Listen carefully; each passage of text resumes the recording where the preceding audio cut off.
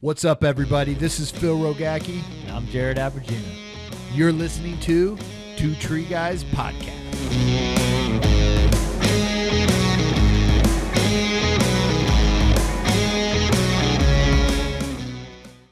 What's up, everybody? Phil Rogacki here and Jared Abergina bringing you another talk about gear. This is our series, Gear Talk, where we discuss different products that are new, old in the industry, talking about safety, uses, and all sorts of different things, bringing to you guys these short little episodes here. So what's up, dude? Welcome. Welcome in. Welcome. Sponsored by Tackle Warehouse. Yes, Tackle Warehouse has been sponsoring us. They haven't sent any fishing poles yet or anything, but we're still waiting. They are a sponsor. Once they figure out who we Tackle are. Warehouse. We will tag them in this post. We appreciate your support that you're going to be giving us here soon. But no, man. Hey, guys, these talks that we bring you, we got a fee for the show, right? Not asking for money. Share it. That's all we're asking. If you're listening to this today and you're driving, all we ask is you copy that link, you put it on your social media, you share it out there in the world so somebody else in the industry that's following you can get some information that they can use on a daily basis. That's your fee. So if you listen to it and you don't do that, you're an asshole. So don't be an asshole today. I'm just kidding. No, but please share it and don't be an asshole. All right. What do we got today, man, for Gear Talk? So we're going to talk a little bit about foot ascenders. And once again, not biased here. I just have some Petzl foot ascenders in the bag. So I pulled them out and I'm just going to discuss a little bit about specifically this one foot ascender and maybe chat a little bit about the other foot ascenders that are on the market, because I know this is a kind of a touch point for people. I know the people out there that climb a lot and use these foot ascenders, they are stuck with their foot ascender for life. They're not going to switch brands. They're not going to switch, models. They're like, this is what I use, and there's nothing else that competes. It's a weird thing. They don't try anything new? I don't know, man. From the people I know, do you have your foot ascender that sticks? And I do. So you're talking off of personal, not But there's lots of pros. But and is cons that the to each first one you ever put on that you just stuck with, or did you try different I've ones? been climbing for years, man. But did you try So you tried different ones? Yeah, I've tried them all. You just found the one you liked. I just found the one I liked, Okay. And if the shoe fits, type of thing, and that's why I don't push the brands that I like or something that's personal to me. I don't push that on other people, and I want people to try what works for them. I do love the Petzl foot ascender because they were the first foot ascender that I grew up using. And so the older models, they were, a lot bigger, but they functioned, the same. And what I liked about Petzl, and still to this day, they have a very aggressive tooth. And so when you look at that, they got a pretty aggressive, solid tooth on there. That it's a good and a bad thing, right? You don't get much slippage, but at the same time, it can beat up the rope a little bit more. Mm-hmm. Not so much of a big deal, I think, these days with the types of ropes that are coming out with the current mantle we're using. Would you say that's a happy medium, or is there more of a happy medium in design that they can do where it doesn't beat up the rope but still catches it? I think Petzl has one of the most aggressive teeth. Yeah. On their ascenders, which, like I said, it's not. I don't think it's a really bad thing unless you're using it with, maybe like a double braid that picks easily, and you'll get more fraying, you'll get more wear and tear. But for a lot of the current mantle rope that's out there right now, it does fairly well. So to kind of kick off, the original models were a little bit bigger. This is the newer Pantin or Pantin. Everybody calls it something different. Pantin. Yeah, Pantin. The other models were a lot larger, and what I liked about this, and growing up having used the older models, it gave you better form. You really had to track your feet and your legs in line to stay on that rope, and if you didn't, you would kick out all the time. So teaching people, or if you're just getting into this and you buy an older model or you have one or someone gives it to you, or even if you buy this model, you're going to get frustrated because you're going to have to work on your form to keep your foot aligned. So that being, well, I don't want to dive too far into that yet. I'll kind of describe how to mitigate that. But for the biggest thing I think with the Petzls right now that are so awesome is the size. You look at this, and if you're comparing it to, say, I have an AMD carabiner right here. This is really tiny. Mm-hmm. It's probably one of the smallest foot ascenders on the market. Now, some would say, well, I don't care how big it is and blah, blah, blah, blah, blah. I just think it's great, nice and compact, fits really good on the boot. I like the cinching process on this. It really cinches down on the boot, and they're really small straps that are replaceable as well. So these guys get beat up, the ones you step on over time, that will get beat up. You buy a new foot strap and then replace it. Aren't the straps normally black? No, they just look black because you beat them up.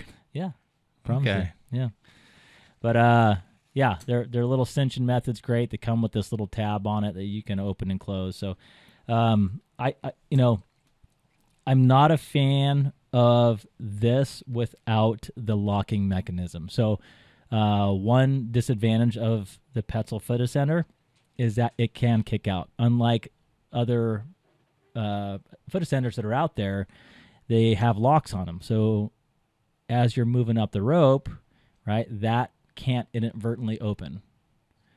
Does that make sense? Yeah. So with the lock. Yeah, there's no lock on it. So as you're going up, that opens up, and then your rope can slide right out of it, which it gets very frustrating.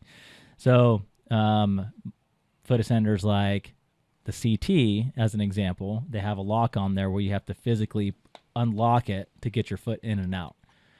All right, there's good about that, and there's pros and cons to everything, right? So, is there any safety concerns on that with a lock or not a lock on there? Is it aerial rescue, getting someone's foot out of there? Is it easier, faster?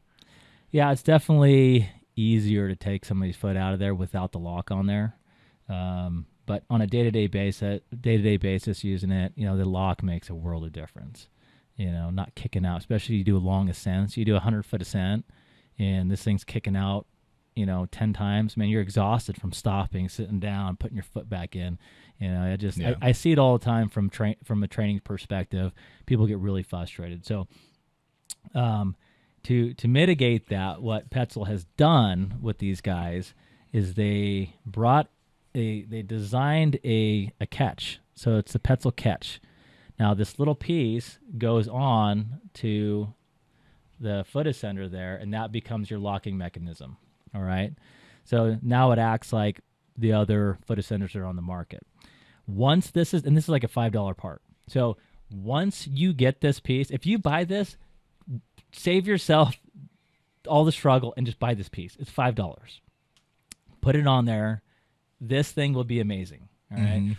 This thing gets knocked around, and I always said, man, this sucks. It needs a lock. It needs a lock. And finally when Petzl came out, I'm like, oh, great product. You just got to buy them together. I wish that they just sold it together and then you can install it, but they don't. So just quick, for people out there watching, if they're moving away from this, buy the stopper. Think twice. It's a great foot ascender. Well, let me ask you on this. Somebody asked a question. Would you choose one based on your body size and weight? That's a good question. I wouldn't choose a foot ascender on my body size and weight. The foot ascender's not life support. It's not, it's only there, to catch a step. So yeah, I don't think that matters too much. But, who's to say?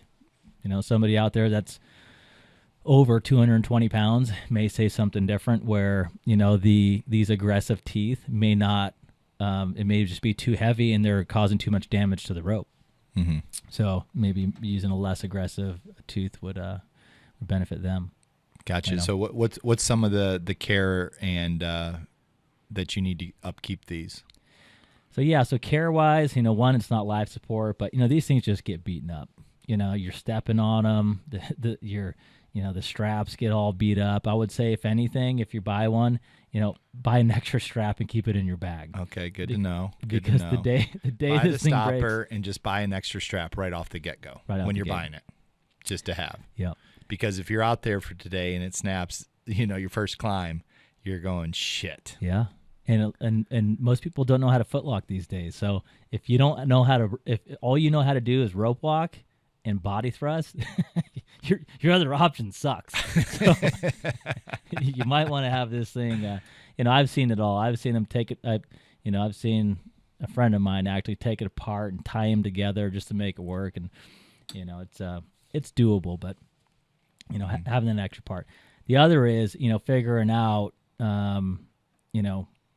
for you guys what's right and left. So when you guys purchase these and you go, oh man, I want that. I want the black one though. Well, you don't get that choice. So you get the gold is right and the black is left.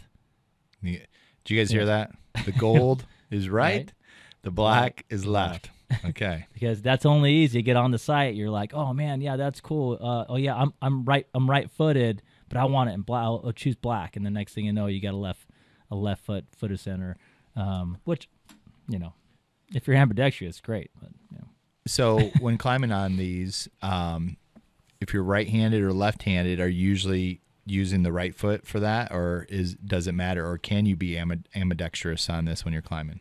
So I'm right-handed. Which one would I go with? So typically right-handers get the right foot. I don't know I am ambidextrous, so I can use both. It doesn't matter to me. It feels the same. I just grew up having it on my left foot. And so, but I'm half the stuff I do is left-handed. So I'm a terrible example to ask this question. But for the most part, what I see is probably 75 to 80% of the people come through are right-footed. Gotcha. Yeah. What kind of innovations do you think they can add or change up on these ascenders to help just improve it? You talked about the aggressive teeth on this one, and some of them have less aggressive. Is there a different type of way of kind of holding that rope without damaging it, or different kind of mounts or straps or things like that you've thought of? Yeah, I mean, I definitely have thought of a lot of different ideas. Notch went the extra distance. They had a couple ideas. They did a double cam, less aggressive. But like I said, everything has pros and cons. Some you start to mess with that cam, you get less bite. You have more slippage or potential of slippage, which is a major issue when you're trying to walk up the rope and it's slipping on you. And having the rope kickouts, your number one. But there's been a lot of different innovations out there that people are going. I definitely have had mine. I don't really want to talk about too much or at all, not yet, because nobody's come out with it. But maybe it's coming to a store near you soon. Yeah.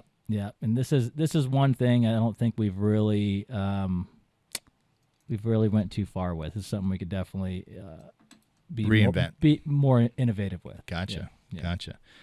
Anything on the manual for this? I mean, guys, if you guys are looking at this right now, it's a little book on this. Of course, it's in every single language you possibly can imagine. It's probably why it's a book. Yes, it is, because that's why it is. But this, how often are we reading this? What should we do when we get one of these products, especially a new climber or just somebody that this is a new product or a new brand to them? Reading these, what would you suggest with them? I think nowadays, these companies make it so easy, and it's not just Petzl. Petzl has their book. Their online or their website is great to be able to get this technical information, maintenance, all the specs. It's there. Companies like Edelrid, for example, they have their QR codes where you can scan it and it pops right up with that product, and it's right there in your face. So there's I figure we spend so much time on our phone scrolling around. If you took one piece of your equipment in a day and just scanned it and learned a little bit about it, yeah, it'd be pretty awesome, pretty freaking awesome. It's one of those things too, is because you've been doing this forever, most people have never read this, and the first time you read this, I'm sure you're going to learn some things about the product that you had no idea about. And then what happens with that is when you have that knowledge for the first time where you go, oh shit, I didn't know that. You know what you do? You start sharing it with people because they're like, well, if I didn't know that, I guarantee my whole crew that's using this doesn't know that. And all of a sudden you just want to share because you learned something cool for that. So read these things, guys. Keep investing in yourself knowledge about the products that you're using, about the gear that you're using, so you can be more educated to share that with other people who may not be taking the time to learn this stuff. Yeah. I got a great example on this. And, I was so hard-headed. For 20 years, I competed doing tree climbing competitions. And I never read the rule book. Not once in 20 years of competing did I read a rule book, And I did fairly well, But then, I quit competing, and people were like, hey, I want to learn how to compete, and they're asking me to teach them and this and that. And I'm like, okay, well, I held the class. The first thing I did was have to teach the rule book, and I'm like, gosh, I'm an idiot. If I would have just read this rule book, you probably would have won a lot more. I probably would have been way more successful. So that's funny. That's funny. Yeah, definitely read the rule book. Somebody says on here, every time I get a new product, I read that and save every single one of them. That's good. Timber Beast out there for that. Nice. So, guys, if you guys don't read it. Try it out for that. Anything else you want to say about the Pantin? No, I just think I think it kind of got a bad rap. I think for anybody watching or on the fence of moving into something different from what they have, don't take this out of the running. It just needs the other piece. That's all, and then it becomes a phenomenal foot ascender. So that being said, cool. they're all good. They're all great. It's to each his own. Awesome. All right, guys, that was our gear talk for today. One of the things we're going to maybe put on our site or just message us. If you guys have certain things you guys want us to discuss and talk about and do some research and bring up and ask questions about, send them in our DM us. Send them to us so we can get those in. And, the more we hear about them, the more we'll start bringing these different products up to you guys that you guys want to hear about for that. So remember the fee for the show. If you got something out of it, you learned something, share it today, put it on your different sites so somebody else can get something out of there. So again, Phil, Jared, bringing you an episode of Two Tree Guys Gear Talk. Just remember, to continue to save future lives by elevating the standard of our industry through safety, training, and innovation. Peace.